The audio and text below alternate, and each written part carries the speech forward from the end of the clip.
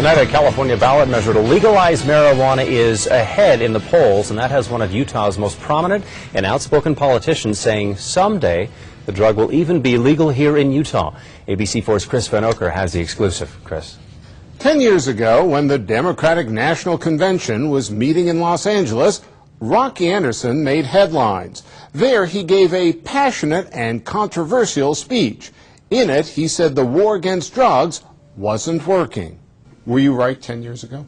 In the summer of 2000, then Salt Lake Mayor Rocky Anderson stopped just short of saying marijuana should be legalized. People who possess it and might smoke a joint once in a while, that they could be cited. Since then, more than a dozen states have approved the use of medical marijuana, and in California, there is now Prohibition 19. It would allow adults to have an ounce of pot and even a 25-square-foot ganja garden.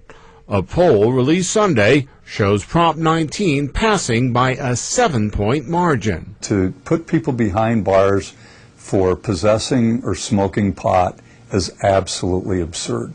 It would make more sense to put people behind bars for smoking cigarettes.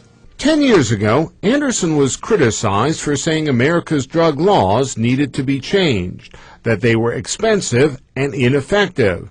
And not only does he think he was right then, he now says the way things are headed, pot will someday be legal all over the country, even in Utah. No, I think someday the people of Utah would take a good look at this and say, this doesn't make sense anymore.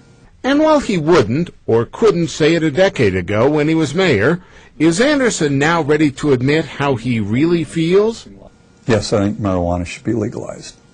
And in case you're now shaking your head and saying, well, there he goes again, Anderson reminded us that for years he said private clubs should be abolished and that in 1996 he came out in favor of gay marriage. Chris Van Oker, ABC 4 News.